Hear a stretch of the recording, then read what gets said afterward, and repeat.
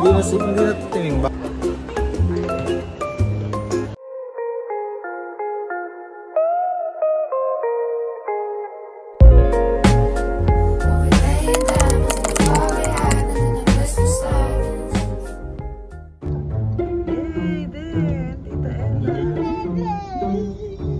Oh, where's ate? Oh, look. Ah!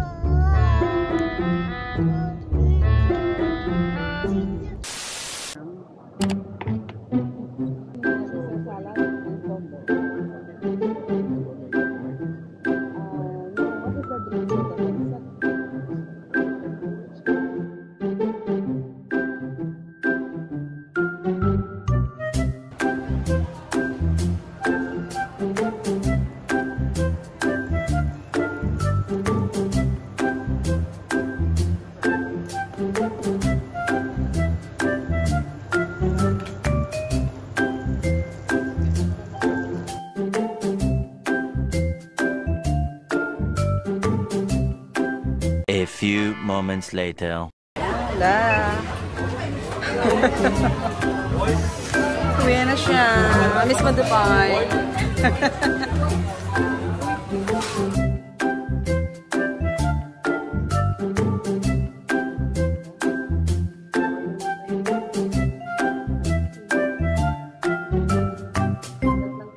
The next day. Hey guys! Good morning! Para madilim tayo dyan for today's video. So, maaga tayo ngayon kasi mag-breakfast tayo sa isang lugar kung saan maraming gusto mag-breakfast. Charot. Marami naman talaga kasi mahal yun. Ngayon nakasale siya. So, doon tayo sa sale. Kaya, aarat tayo doon. So, let's go! So, mag-outfit check muna tayo. Pero, siyempre, advance ko na ma-edit to. Lalagay ko dyan ang ating full outfit. Kapag nakapagka-picture tayo ng bongga, kapag naka-aura tayo, pero for the meantime, eto siya. Tagal ko na to guys nabili. Kalat ng bahay namin. Kaso ngayon ko lang siya masusuot kasi I think today is a perfect time para suotin to. Oh, ay. So, medyo pumita tayo. Pero, mataba pa rin. Ano ba yung camera ko? Ang gulo.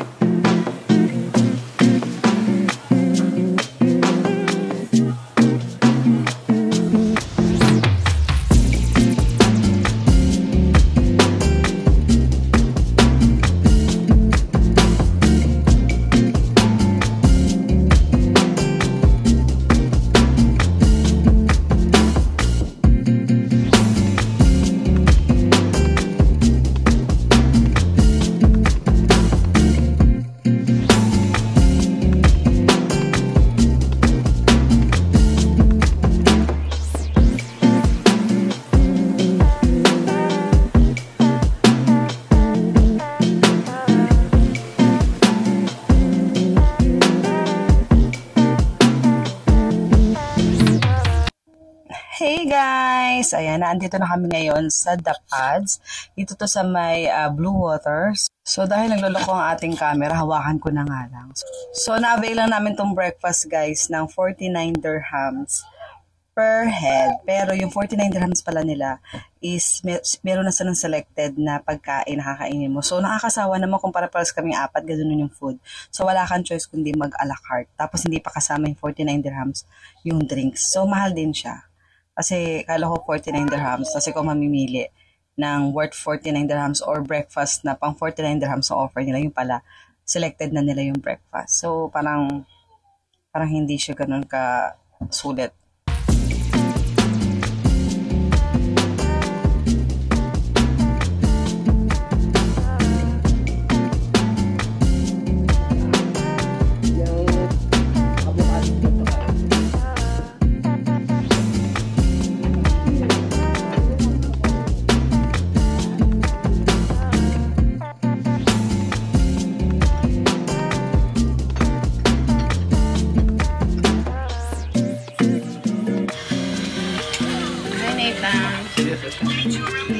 Kain tayo.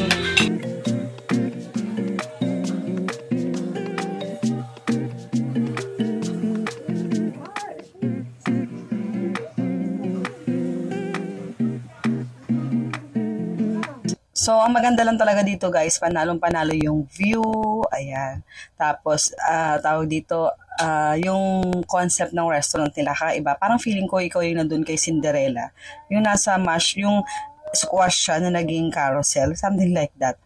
Pero, dahil mainit, hindi tayo maka-hour sa labas. Kaya nag-dress na lang tayo ng ganito para kahit pa paano naman makuha natin, di ba? So, ayun lang. Ang aga pa. Actually, time check, it's only 10:58 to be exact na umaga. Hey guys! Ayan.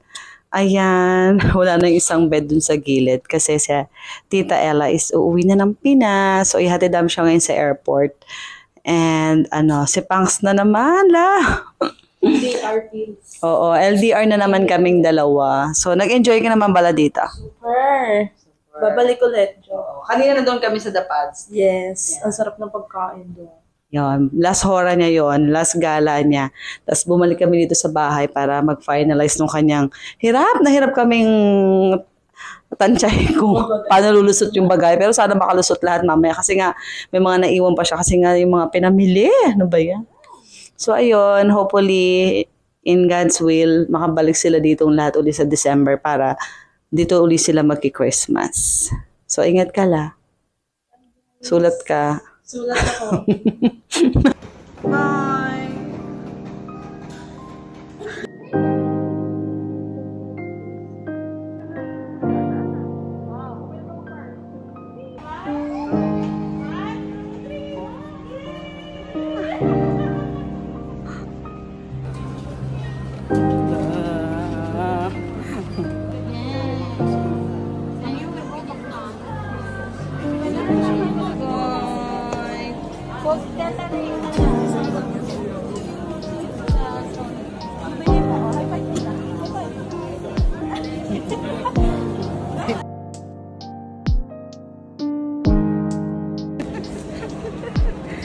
Bye lang. Miss ka namin.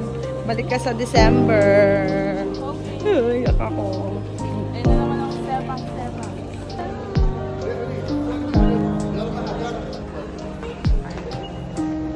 The next day.